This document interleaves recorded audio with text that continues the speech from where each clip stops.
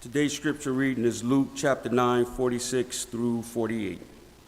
An argument started among them as to which of them might be the greatest, but Jesus, knowing what they were thinking in their heart, took a child and stood him by his side, and said to them, "Whoever received this child in my name received me, and whoever received me received him who sent me. For the one who is least among all of you, this is the one who is great."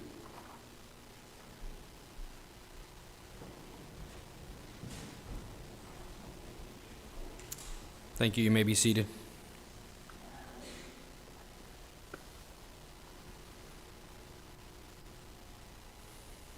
There's a chapter in one of Ben Franklin's, actually in his autobiography, where he talks about a system that he came up with for a while to work on improving himself. He came up with a list of 13 virtuous habits like orderliness, cleanliness, justice, moderation, hard work. He actually originally started with 12, but one of his friends told him that he struggled with pride, so he added pride as the 13th one. And he came up with a system where he would work on one of those virtues each week and focus on just one of those and then see if he could see any improvement. He made a chart for himself where he would give himself a little black mark whenever he saw himself not living up to one of those virtues. So he tracked his progress over 13 weeks to see if he could make any progress. And Ben Franklin, and of course in his biography, ends up coming to the conclusion, admitting that there wasn't a lot of success in his efforts. He said that he was surprised that he had more failures than he thought he did. And he also was thought that he made progress in a few of the areas that he worked on, but the one area that he made no progress on was pride. He says he didn't actually have a lot of hope for himself in making any effort in it. He said, "Perhaps there is no one of our natural passions so hard to subdue as pride. Beat it down, stifle it, mortify it as much as one pleases, it is still alive. Even if I could conceive that I had completely overcome it, I should probably be proud of my humility."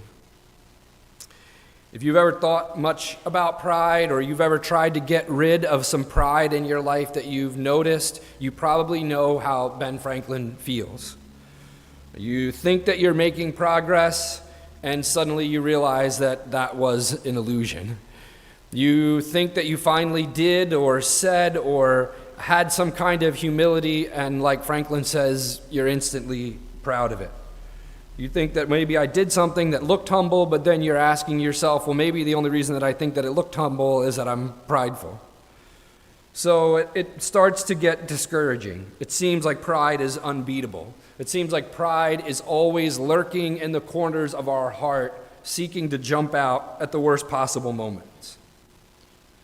So how do we actually change? Or is any change even actually possible? Do we kind of do what Ben Franklin does and kind of throw up our hands and say, everybody's prideful, I've got a problem with pride, but there's really no way to beat it?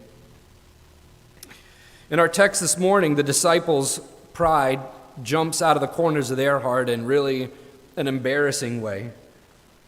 They start arguing about who is the greatest. You can kind of see, maybe, you got to imagine that Peter was involved in this if we use our imagination a little bit. Peter was probably saying, listen, guys, I saw Moses and Elijah. I was there and I saw Jesus transfigured into his heavenly glory. And then one of the other disciples said, yeah, but Peter, you were asleep. You probably can know Peter might have brought up the fact that Peter had just made this great confession. Peter probably was saying, listen, guys, I was the one that stepped forward and said that Jesus is the Messiah that we've been waiting for. And you can imagine one of the disciples quickly coming back with the fact that right after that, Jesus has had to tell him, get behind me, Satan. I'm guessing one of the disciples said, Peter, you can't be the greatest disciple if Jesus had to call you Satan. So you can kind of see where this was going on. We find out from the parallel account that this happens as they were walking along the road somewhere, and apparently on their way to Capernaum. So Jesus wasn't present when they were doing it. And it's in Matthew and Mark, you find out that as they get to the location, Jesus has to ask them, what were you guys talking about back on the road? And they have to kind of humbly admit, or not so humbly admit. It's so childish that we'd like to be able to laugh at it, like we would never do anything like that we wouldn't have that kind of struggle with pride. But this text is again proof that people that know Jesus and love Jesus still struggle with pride. We have arguments and disagreements because of pride, just like the disciples did here. We might be smart enough to know not to argue about who is the greatest, but the problem is Jesus knows our thoughts. Here, Jesus, of course, knows what was happening when they were back there talking. But Luke tells us specifically, Jesus knew what they were thinking. Jesus knows the ideas that we have in our head about how we could probably do something better than someone else. The things that we tell ourselves that, I have this problem and that problem, but at least it's not as bad as this person. The unkind, mean-spirited thoughts that a lot of times come into our mind unprompted. The way that we kind of pat ourselves on the back when we see somebody else's shortcoming, that at least we don't have that problem. But the problem is, Jesus knows about all those thoughts. He knows our hearts. I find it very fascinating in this text how Jesus deals with the disciples arguing about who is the greatest. Because how would you handle it if you came upon some children, some coworkers, some people in church who were arguing about who was the greatest? I think all of us, our response would be, are you kidding me? Right? Stop that. Don't do that. I can't believe you guys. How could you be so prideful as to be arguing about who is the greatest? But that's not what Jesus does here. Jesus doesn't launch into a lecture to make them feel ashamed, although he could have very easily done that. But that wouldn't have taken care of their pride problem.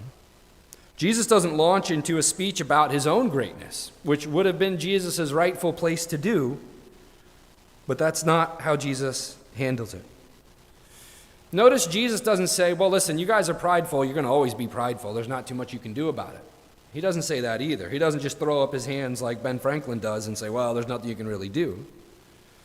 Jesus knows their thoughts, and here in our text, Jesus is going to teach them how to change their thoughts. Because humility is changing your thinking. Humility is changing your thinking. What were the disciples focused on? They were focused on themselves. They were trying to compare themselves with each other. They had their rulers out, their measuring sticks out, to see exactly who could track and determine who was better than the other person. Now they even knew better than to do this in front of Jesus. So they were even prideful in the way they did the discussion, right? They're even self-centered in making sure that they don't look bad while they're doing it.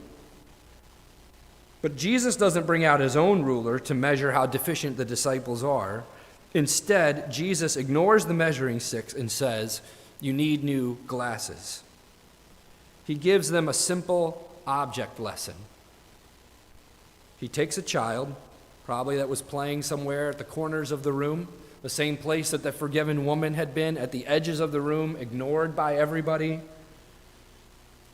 And then, as a part of an awkward silence, Jesus calls this child that had been neglected and brings them to the center of the room, to the center of everyone's attention, right next to Jesus, which was probably the place that they had all been jockeying for, and he places a child there.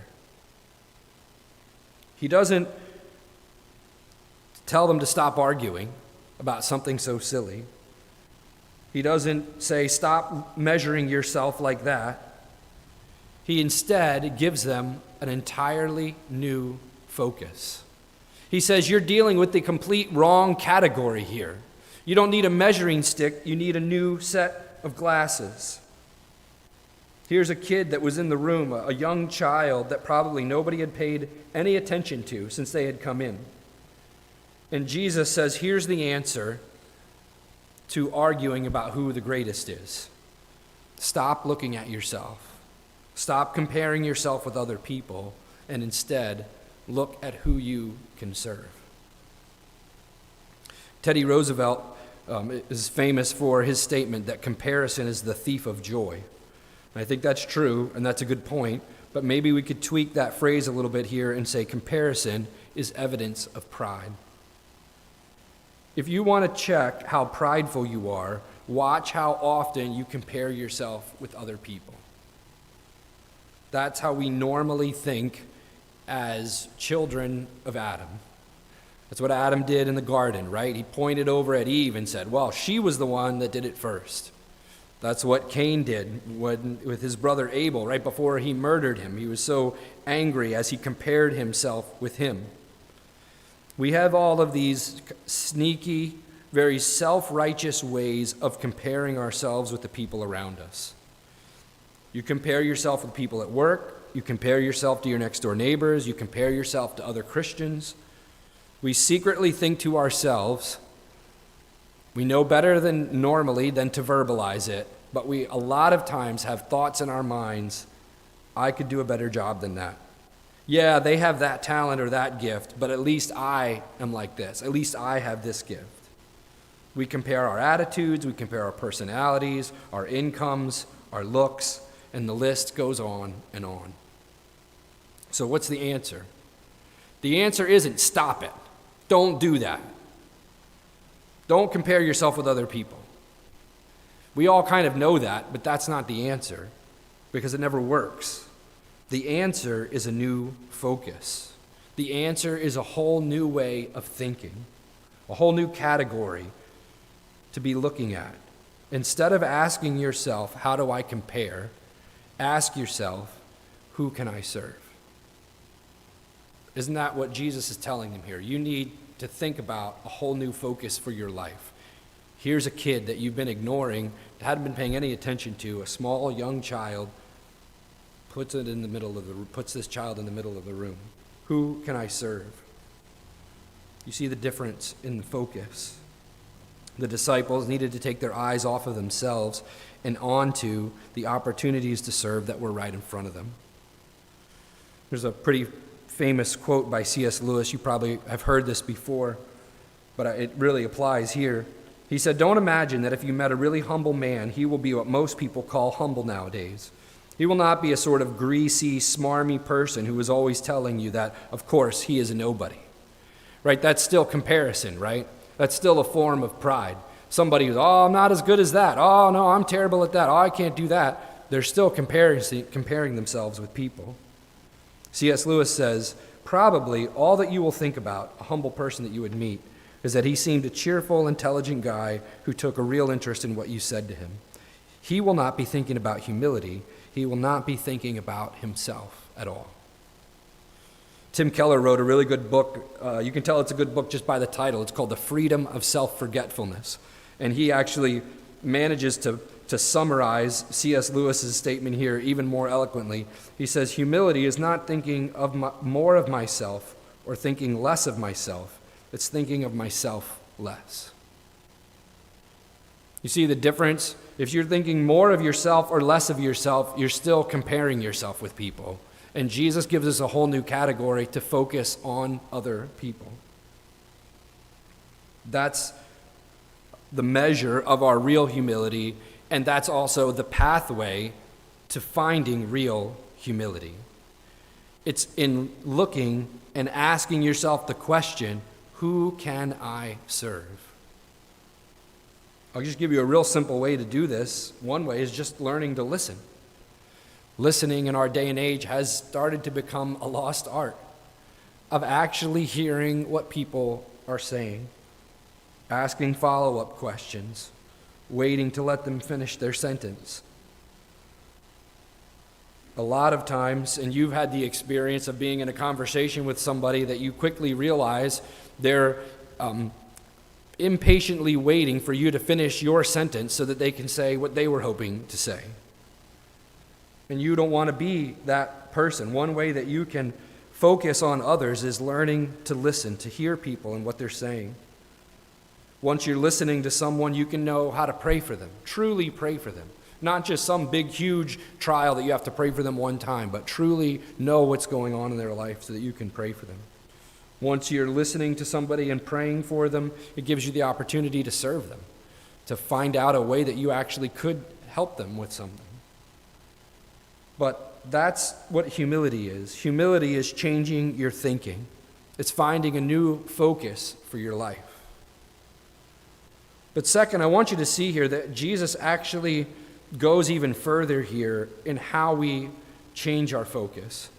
Because not only does Jesus say you need to change your thinking and what you're focusing on, but Jesus also says you have to change the way that you value people. Jesus doesn't just say to focus on others. He gives you a whole new way of evaluating the people in your life. Here, Jesus chooses a child as an example of someone who would not be valuable in the eyes of the world. In Judaism, they say during this day and age, of course, you know that at 12, a child would become an adult. There were no teenagers back then. It was child and then adult. And when you turned 12 in this culture, then you were an adult. But before a child turned 12 and they could learn the Torah, the writers of that day, the culture of that day said that children had no value. They didn't know the Torah, they didn't know the law yet, they weren't being taught it, so you had no point in talking to them. And of course, in the ancient world, children and young newborns and even the unborn had absolutely no value. A child has no status. You know, he brings here, it doesn't say anything about like this was one of the disciples' kids that they would already have some kind of responsibility for or connection to. It's just a child that has no status. The disciples were after ranking, right? They were asking themselves, who's the greatest? So Jesus tells them to be focusing on someone who can't get them any status. Right, a politician, a lawyer, a doctor, a boss, somebody who's above you in the social ranking can help you get things, right? They have skills, they have resources, they have connections. But a child doesn't help you get anywhere in life, right? A child isn't going to open up doors for you. A child doesn't help you get to where you're hoping to go in life. And if anything, a child is impeding that, right? We live in a world today that even more than maybe status or rank in society, we live in a world today that values efficiency and productivity. And if you have ever had children or if you've ever been around children, you know that children are unbelievably inefficient, right?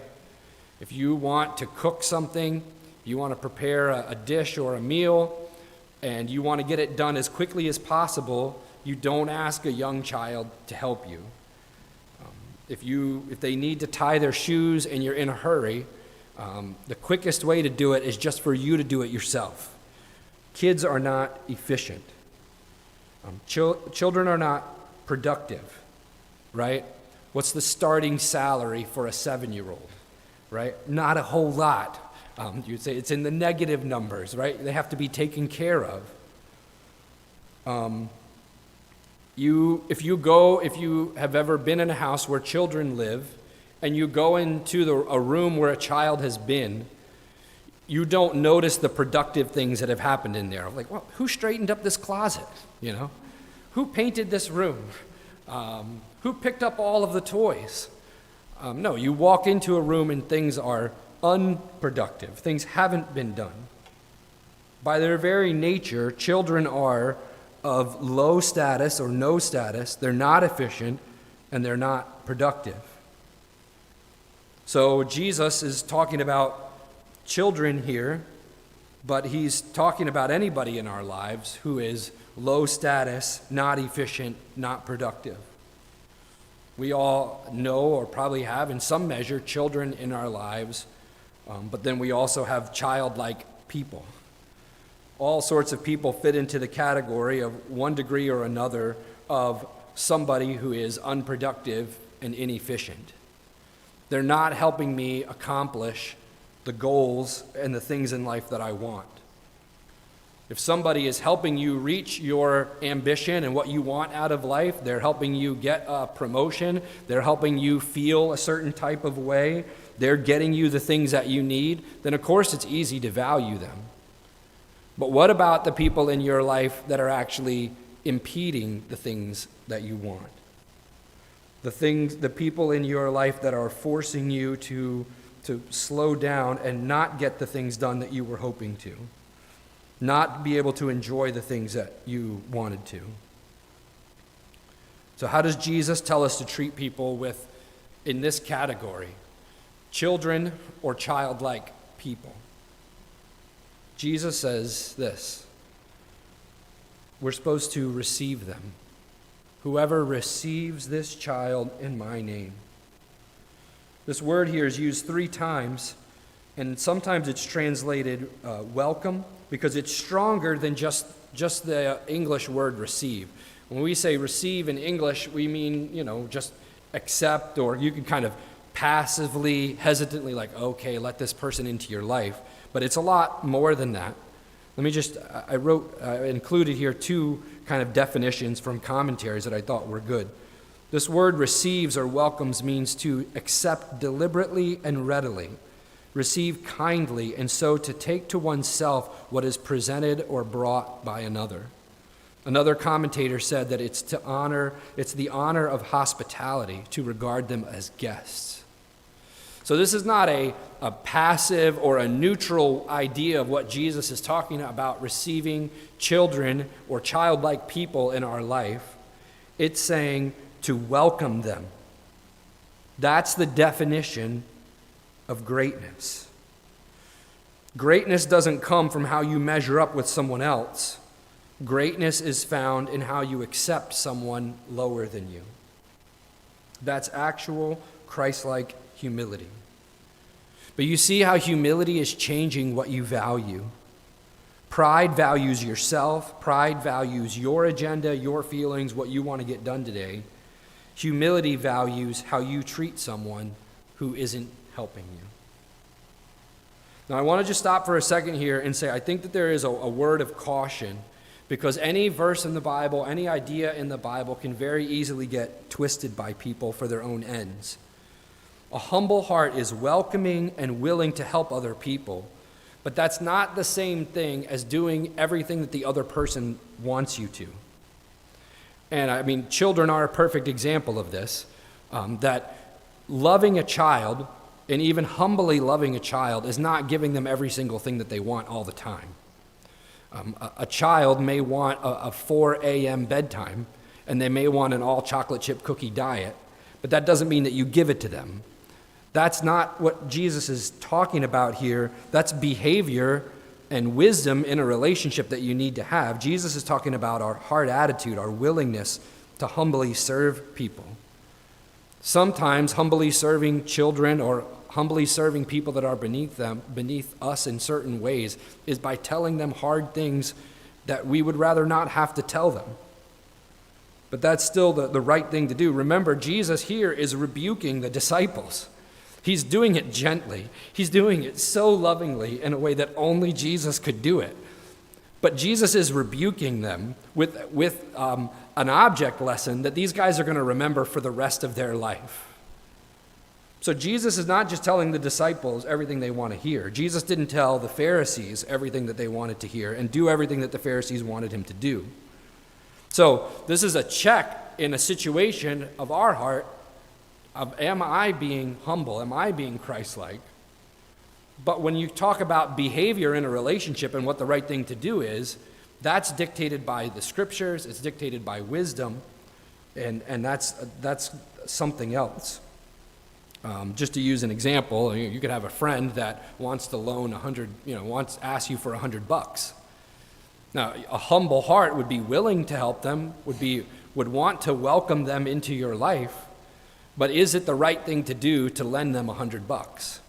Well, you have to know more about what they needed for? What are they using it for? If they keep asking you for $100 for 10 days in a row, do you just keep giving it to them because you have this humble heart?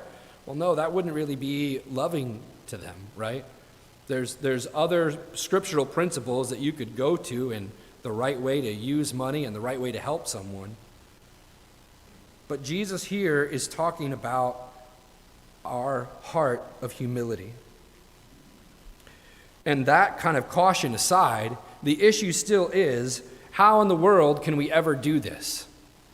How do we welcome inefficient, unproductive people into our lives? These next words from Jesus, I think they should shock us every single time we read it. Because look at what Jesus says. Jesus says, "Whoever receives this child in my name receives me." Whoever receives this child in my name receives me.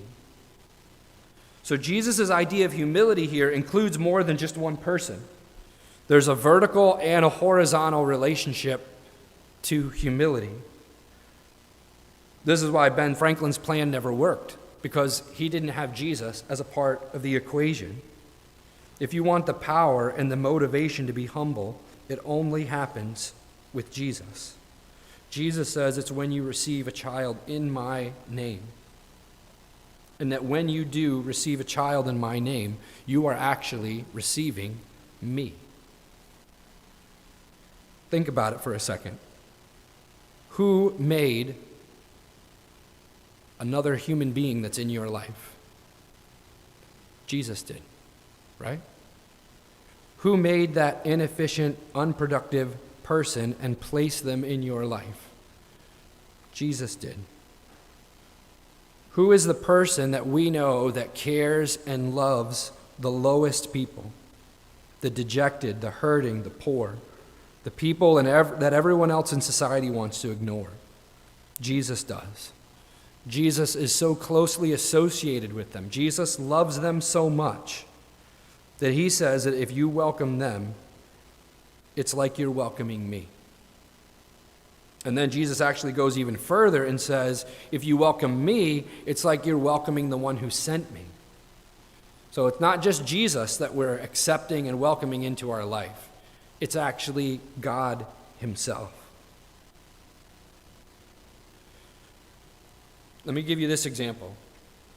Imagine that you lived in Washington, D.C., and one day a dog shows up in your yard. Maybe you like dogs, maybe you don't like dogs, but you decide, you know what, this dog, it was raining outside, the dog looked hungry, you try to take this dog in. And you soon discover that having this dog is a nightmare. You try to bring it inside, it's growling at you, you're not really sure if it's going to bite you or not. You set out some, little pillows and a place for it to stay in your garage. You come out the next morning after it's been barking all night and kept you awake, and the dog just ripped everything to shreds in your garage. Other stuff has gotten messed up. And what would you be thinking about that dog at that moment? You'd probably be thinking, I'm going to get rid of this thing. This is an inconvenience. But then, imagine the next day you just happen to flip on the news and you find out that the president's dog has gone missing. And you recognize that dog as the dog that you have been tolerating over these last couple of days. Would you treat that dog differently because of who its owner is? Would you go back the next time you saw that dog and start screaming at that dog and kicking it and saying, "Get out of here, you mangy mutt. I don't know why I ever let you in here"? I have a feeling if that ever actually happened to you, that the next time that you saw that dog would be eating a steak dinner. Even though it's inconvenienced you, even though it's bothered you. Why? Because of who its owner is. Because of who that dog is associated with. Because of who that dog is identified with, you would suddenly treat that dog differently. If you would treat a dog differently because of who its owner was, Jesus is saying you should treat people differently because of who their maker is. Jesus identifies with the lowliest, the outcasts, the difficult, struggling people. And suddenly, if we look at people in view of who their maker is, the inconveniences that they cause us are seen differently. This isn't the only time that Jesus says this. This is actually a theme of Jesus' ministry. Jesus tells a story in Matthew 25 where he talks about the end of the world. People are separated into sheep and goats, and the sheep are going to go into heaven, and the goats are going to hell. And Jesus says, the king is going to say to those on his right, "Come, you who are blessed of my Father, inherit the kingdom prepared for you from the foundation of the world. For I was hungry, and you gave me something to eat. I was thirsty, and you gave me something to drink. I was a stranger, and you invited me in. Naked, and you clothed me. I was sick, and you visited me. I was in prison, and you came to me." And the children of God, the righteous, answer him, and Jesus intentionally repeats the list of all the little things that you can do. "Lord, when did we see you hungry and feed you, or thirsty and give you something to drink? When did we see you a stranger and invite you in, or naked and clothe you? And when did we see you sick or in prison and come to you?" The righteous people say, how could this be? How could we get rewarded based on that? And Jesus says, the king will answer and say to them, "Truly I say to you, to the extent that you did it to one of these brothers of mine, even the least of them, you did it to me."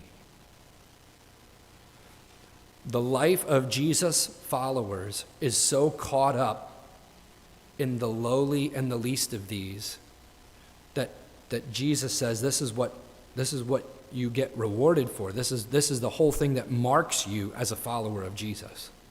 And there's a whole separate category where Jesus repeats the list, and there's a whole other list of people and say, "When did we not feed you? When did we not clothe you? When did we not give you something to drink?" And Jesus says to them, "Those of you that didn't do it, depart from me, because you never did this for me." Jesus is so closely associated with the lowest that when we do something for the lowest of these, it's like we're doing it to Jesus himself. And isn't that what Jesus is saying here? The one who is least among all of you, this is the one who is great.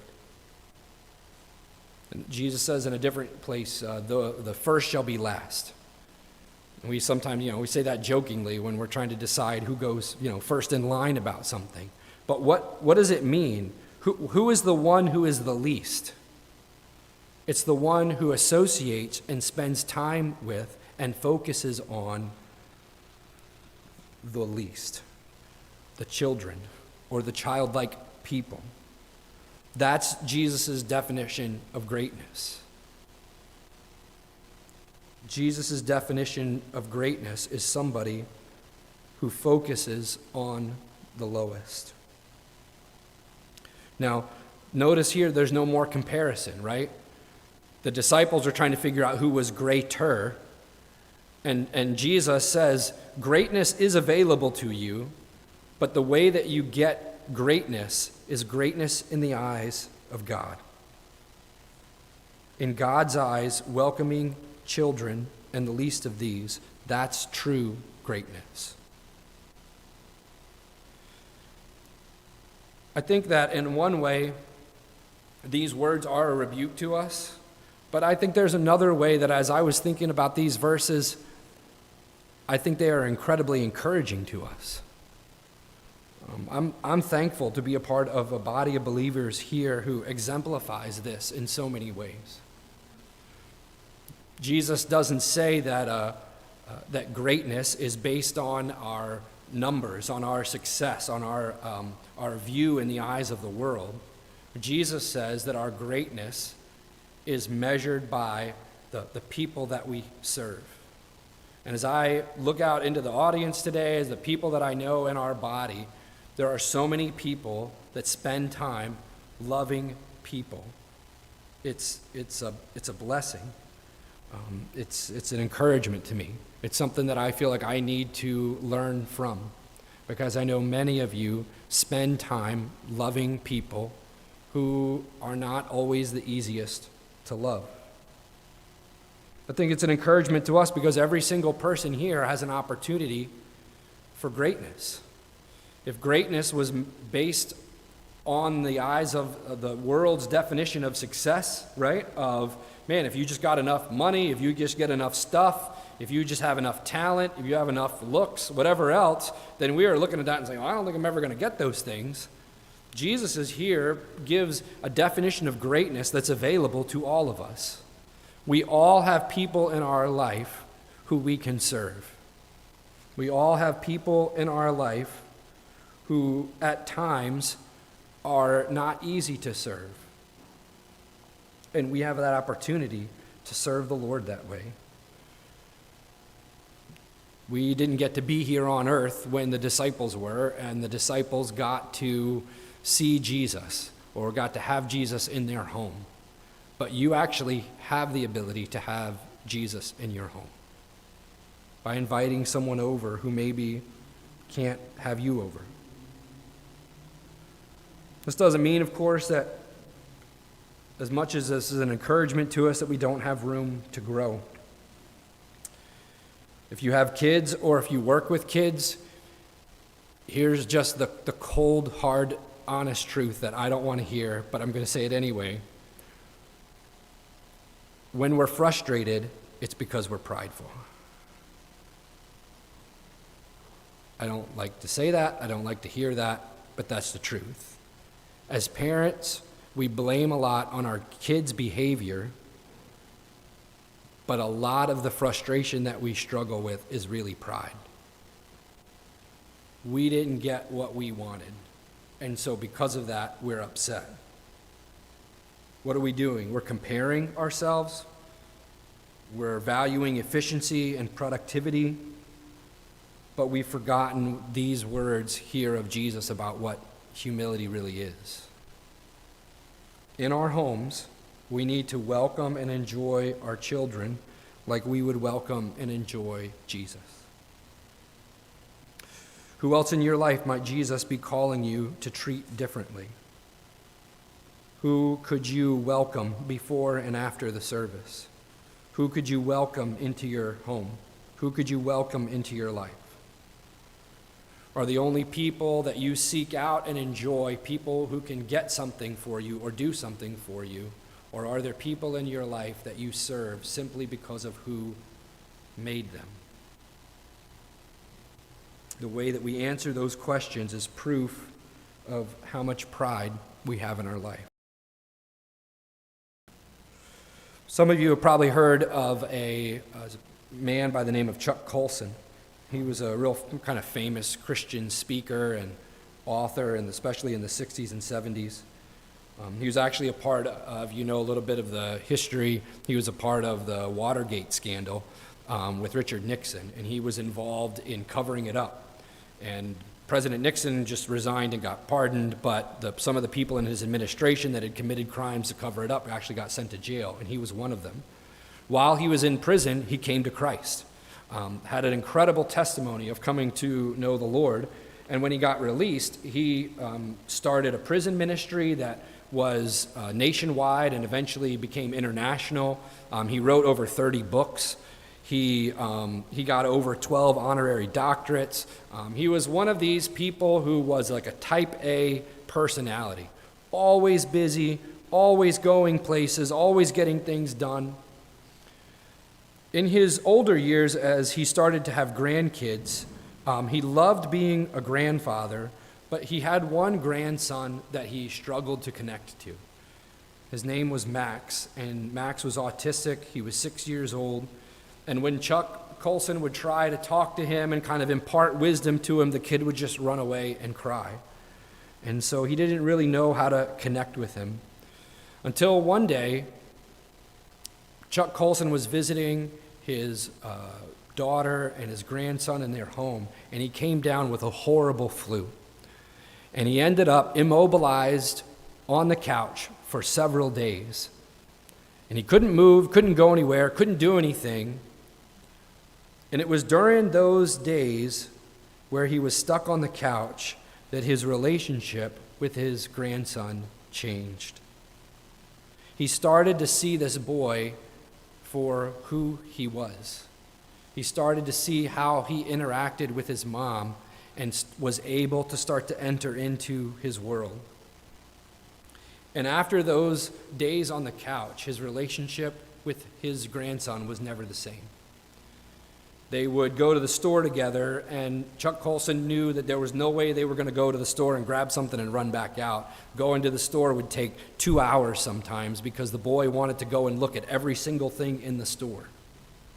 And eventually the family said that the only person in the family that could get Chuck Colson to slow down was Max. What happened? You could say that Chuck Colson was humbled. He had to change his focus, and he had to change what he valued as he looked at his grandson. You won't find humility with your own effort. Just try harder. Stop being prideful. The Ben Franklin checklist of, oh no, I shouldn't have done that, shouldn't have thought that. You find humility by serving specific people. Jesus takes a child, takes them into the center of the room, and he said, as you receive this child. He doesn't say just children in general. He says this child. You find humility in serving other people, changing your focus onto others, and valuing them like Jesus does. These are the words that Jesus has for us this morning. Whoever receives this child in my name receives me, and whoever receives me receives him who sent me. For the one who is least among all of you, this is the one who is great. Let's pray.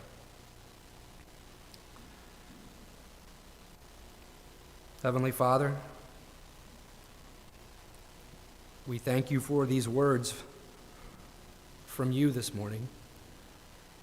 You know what our hearts need to hear. Lord, I ask that you would give us an awareness of the awfulness of our pride. So often we have excused and tolerated it. Lord, I ask that you would lead us to humbly serve others this week because of you. That we would see people the way that you see them. And because of that, we would love people the way that you do. So Lord, lead us this week. Give us the humble hearts that we need. And give us this definition of greatness that you have given to us this morning here in your word. And I pray this in Jesus' name. Amen.